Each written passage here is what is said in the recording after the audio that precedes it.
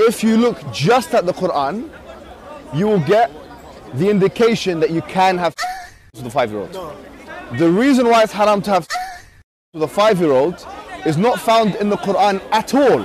If you just read the Quran, it is halal, it would be halal to have with a 5-year-old.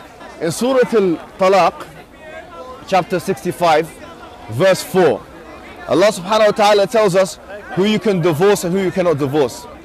And then he says, وَاللَّائِ لَمْ يَحِدْنَ وَاللَّائِ لَمْ يَحِدْنَ, and the ones who had never been pubescent before.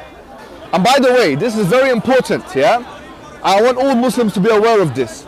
The reason why we don't have with 5-year-olds and 6-year-olds and 7-year-olds or whatever is not because of puberty. Wait a minute, what did you say? It's not because of puberty, because that verse in the Quran actually says lam yahid. They never had puberty before.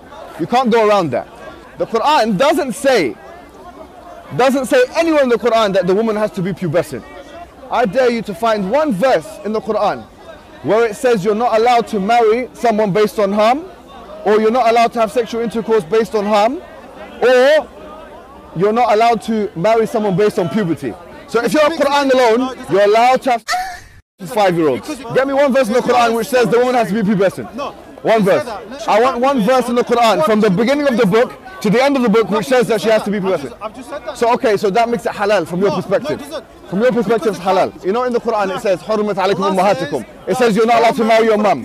It says you're not allowed to marry your sister, your auntie. Where does it say you're not allowed to marry a pre-pubescent? I'm looking for one verse that you can say, you pinpoint it and say this is where it says pre-pubescent marriage or whatever is not allowed. So if you're Quran alone, you're steered towards pedophilia, a severe type of pedophilia, a wife abuse, a severe type of wife abuse.